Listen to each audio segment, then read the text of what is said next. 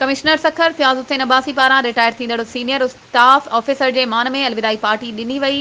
रिवायत कायम करे छॾी। कमिश्नर ऑफिस में सीनियर स्टाफ ऑफिसर नियाज़ हुसैन विस्तड़ो के रिटायर थियण ते गुलन जा हार अजरक टोपियूं पाराए अलविदा कयो। इन सिलसिले में कमिश्नर सखर फयाज़ हुसैन अब्बासी पारां रिटायर थींदड़ सीनियर स्टाफ ऑफिसर के मान में अलविदाई पार्टी ॾेई रिवायत कायम करे छॾी। कमिश्नर ऑफिस में सीनियर स्टाफ ऑफिसर नियाज़ हुसैन विस्तड़ो के रिटायर थियण ते गुलन जा हार अजरक टोपियूं पाराए अलविदा कयो। अलविदाई तकरीब जो इंतजाम कमिश्नर फयाज़ हुसैन अब्बासी कयो, जंहिंमें समूरन ऑफिसरन doctor Mohammad Aamir Ansari, additional commissioner आई मोहम्मद हाजन उजण,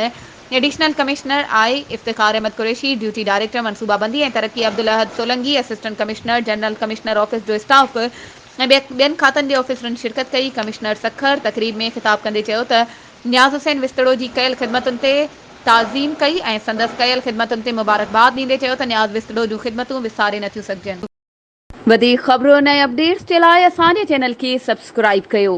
ऐं हा, बेल आइकन खे प्रेस करणु न विसारिजो त जीअं असांजी हर नई अचण वारी वीडियो तव्हां ताईं पहुची